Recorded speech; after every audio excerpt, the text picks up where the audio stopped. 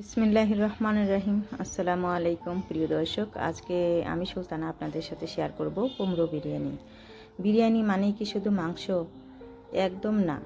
আজ তৈরি করলাম সম্পূর্ণ নিরামিষ অথচ রাজকীয় স্বাদের কুমড়ো বিরিয়ানি। বাসমতি চালের সুগন্ধ ঠিক রেখে আর কুমড়ো মাখন নরম টেক্সচার নিয়ে একবার খেলে আপনি মাংসের বিরিয়ানি ভুলে যাবেন। চলুন দেখে নিই আজকের কুমড়ো বিরিয়ানি রেসিপি। এখানে বাসমতি চাল হাফ কেজি লবণ পানিতে ভিজিয়ে রেখেছিলাম আধা ঘন্টার মতো। এরপর পরিষ্কার করে ধুয়ে নিয়েছি, কোনো রকমের পানি নেই, দেখতে পাচ্ছেন এই বাসমতি চালের মধ্যে। এখন চলে যাব মূল রান্নায়। আপনারা কিন্তু বাসমতি চাল দিয়ে যখন বিরিয়ানি বা পোলাও রান্না করতে যাবেন অবশ্যই লবণ পানিতে ভিজিয়ে রাখবেন 1 ঘন্টা বা আধা ঘন্টার মতো, তাহলে এই বাসমতি চালের বিরিয়ানি বা পোলাও ভেঙে যাবে না। এরপর চুলে একটি কড়াই বসিয়ে দিয়ে দিলাম রান্নার তেল। আপনারা চাইলে ঘি ব্যবহার করতে পারেন। এরপর এখানে আমি দেখেন মিষ্টি কুমড়া কেটে নিয়েছি প্রায় 1 পোয়ার মতো। আপনারা চাইলে আরেকটু বাড়িয়ে নিতে পারেন। এখানে আমি টুকরো করে নিয়েছি মিষ্টি কুমড়াগুলো, পিস পিস করে নিয়েছি মাঝারি সাইজের করে। এরপর এখানে আমি 3 চিমটির মতো লবণ দিয়েছি মিষ্টি কুমড়ার মধ্যে, আর দিয়ে দিলাম কিউব করে বা ছোট টুকরো করে কেটে রাখা পেঁয়াজ আর কয়েকটা আস্ত গোটা রসুন। এগুলোকে আমি এরকম ভেজে নিয়েছি, অর্থাৎ এই মিষ্টি কুমড়োগুলো কিন্তু 80% মতো সিদ্ধ হয়েই গেছে অলরেডি। তো তুলে নিচ্ছি এখন। আমি সাধারণত এই রান্নার তেল দিয়ে আজকের এই বাসমতি চালের বিরিয়ানিটা তৈরি করছি কুমড়ো দিয়ে। খেতে কিন্তু দুর্দান্ত, আপনারা একবার ট্রাই করে দেখতে পারেন। তো যাই হোক, এই কুমড়ো ভাজা তেলের মধ্যেই দিয়ে দিলাম পেঁয়াজ কুচি এবং আস্ত কয়েকটা গরম মশলা দিয়ে পেঁয়াজগুলোকে আমি আবার বেরেস্তা করে ভেজে নিয়েছি।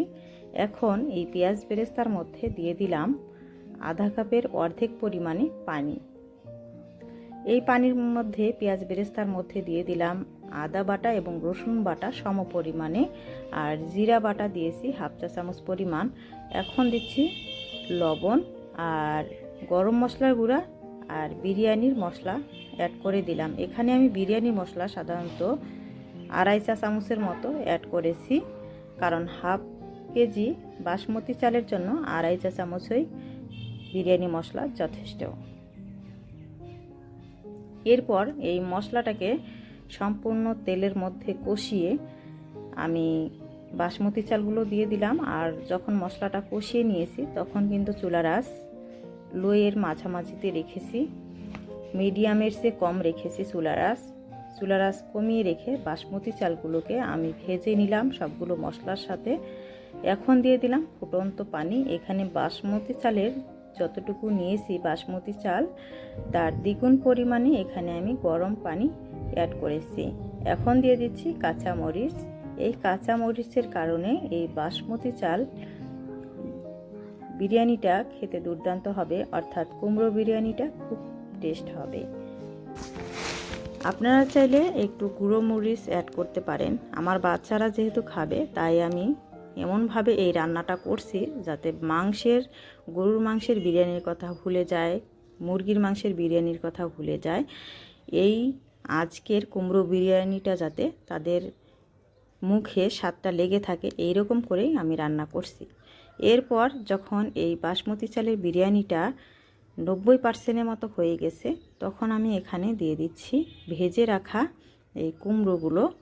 এরপর দিয়ে দিলাম ঘিটা দিয়ে ভালো করে নেড়ে দিচ্ছি। দেখতে পাচ্ছেন বাসমতি চালের মধ্যে এই বিরিয়ানির মধ্যে কিন্তু আঠালো আঠালো পানি রয়ে গেছে।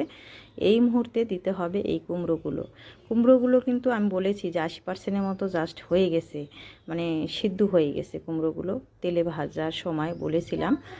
এরপর ঢাকনা দিয়ে ঢেকে রেখে আমি কিন্তু এই কুমড়ো দিয়ে বাসমতি চালের বিরিয়ানিটা রান্না করে নিলাম পুরোপুরি। আপনারা চাইলে একবার এইভাবে ট্রাই করে দেখবেন কুমড়ো দিয়ে বাসমতি চালের বিরিয়ানি। আশা করি ইনশাল্লাহ ভালো লাগবে, জাস্ট জমে যাবে। আপনারা এইভাবে কুমড়ো দিয়ে বাসমতি চালের বিরিয়ানি রান্না করে খেয়ে দেখবেন। সালাদ বা যে কোনো আচার দিয়ে পরিবেশন করবেন, জাস্ট জমে যাবে। চাইলে আপনারা এমনি এমনি পরিবেশন করে দেখবেন, ইনশাল্লাহ খুব ভালো লাগবে খেতে। একবার কিন্তু ট্রাই করবেন। আমার বাচ্চারা, আমার পরিবারের সকলেই সবাই খুব পছন্দ করেছে, মাশাআল্লাহ।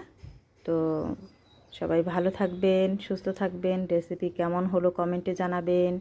আরও আপনাদের কাছে অনেক রিকোয়েস্ট, রেসিপি ভালো লাগলে সাবস্ক্রাইব করে আমার চ্যানেলের পাশে থাকবেন। ধন্যবাদ সবাইকে। আল্লাহ হাফেজ।